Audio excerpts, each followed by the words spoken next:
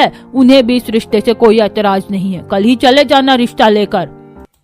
आशा जब अपनी माँ से बात कर रही होती है तो बाकी लोग उनकी बातें सुनकर मुंह बनाकर घर में चले जाते हैं और अगले दिन आशा अपने पूरे परिवार के साथ सपना के घर उसका हाथ मांगने जाती है।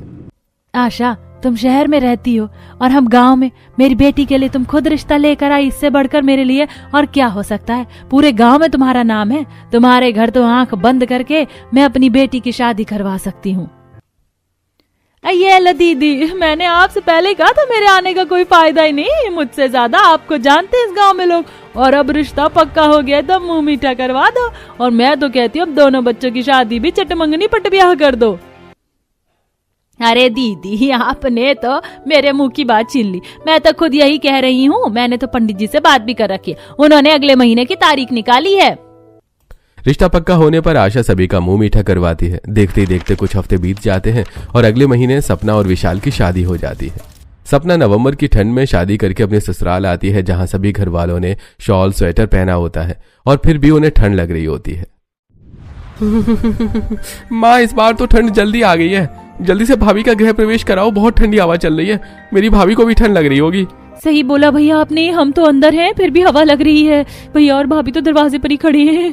भैया ने तो फिर भी मोटी शेरवानी पहनी है, पर भाभी ने तो कुछ नहीं डाल रखा। अब ठंड है तो ठंड तो लगेगी ही। बहू, बस 5 मिनट और रुकना होगा। मैं तेरी आरती उतार लूं, उसके बाद तू दाएं पैर से कलश गिराकर अंदर आ जाना। फिर बाकी की रस्में होती रहेंगी। पहले हम दरवाजा बंद करेंगे। सुबह शाम इतनी ज्यादा ठंड लगती है कि अब तो कुछ काम भी नहीं हो पाता।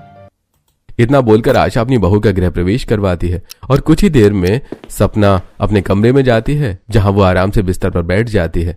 जब अब विशाल कमरे में आता है तो सपना को बिना शॉल स्वेटर कंबल लिए बिस्तर पर बैठा देखकर उससे कहता है, अरे सपना, तुम कौन से मिट्टी से बनी हो?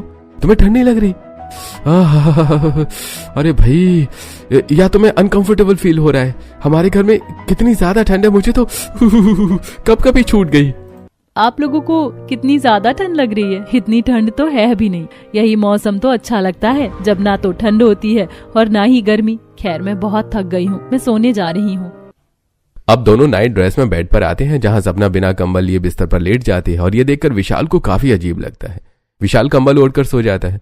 आधी रात को जब विशाल की आंख खुलती है तो वो सपना को बिना कंबल के देखकर उसे कंबल से ढक देता है, पर कुछ ही देर बाद सपना को गर्मी लगती है और वो कंबल फेंक देती है।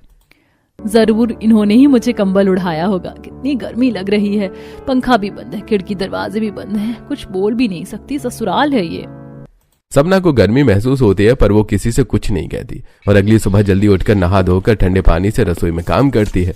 रसोई से कोई आवाज सुनकर सबसे पहले काजल और आशा की आंख खुलती है और वो दोनों नाइट सूट पर शॉल ओढ़े रसोई में आती हैं। सपना को ठंडे पानी से काम करता देखकर उससे कहती हैं, अरे भाभी, आपको ठंडे पानी से काम करने की क्या जरूरत थी? हमने रसोई में भी गीजर लगा रखा है, पानी गर्म आता है। रुको, मैं अभी चालू कर देती हूँ। सारी गलती मेरी है। मैं तो भूल ही गई थी कि आज तेरी पहली रसोई है और ससुराल में पहला दिन भी मुझे रात को ही गीजर ऑन कर देना चाहिए था और तुझे बता देना चाहिए था। मेरी वजह से तुझे ठंडे पानी से बर्तन धोना पड़ा और काम करना पड़ा। अरे आप दोनों चिंता क्यों कर रही हैं? पानी इतना भी ठंडा नहीं है। इतने ठंडे पानी से तो मैं सुबह 4 बजे अपने मायके में नहाती थी और 5 बजे सारा काम खत्म करके 6-7 बजे तक मंदिर जाती थी। सही कहते हैं लोग, गांव के लोगों को तो ठंडी नहीं लगती। करो भाभी, हाँ भी ठंडे पानी से काम। जब तबीयत खराब होगी ना, तब पता चलेगा कि शहर में कितनी ठंड है। इतना बोलकर काजल वहां से चली जाती है और आशा भी। इसके बाद सपना सभी के लिए खाना बनाती है और जब सब नहा धोकर नाश्ते के टेबल पर आते हैं तो सपना के हाथ का खाना खाते हैं तो उसकी तारीफ करते हैं।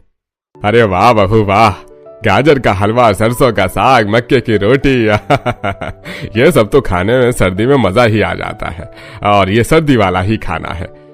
सर्दी में अगर इतना अच्छा और गरम खाना खाने को मिल जाए तो बात ही क्या है। और ये गरम गरम चाय पीकर मजा आ गया। अरे गांव की लड़की है, इसीलिए उसे पता है सर्दियों में क्या खाया जाता है। शहरी लड़कियों को कहाँ आता होगा बाजरे और मक्के की रोटी बनाना। अब समझ में आया क्यों घर में मैं अपनी बड़ी बहू गांव से लेकर आई हूँ।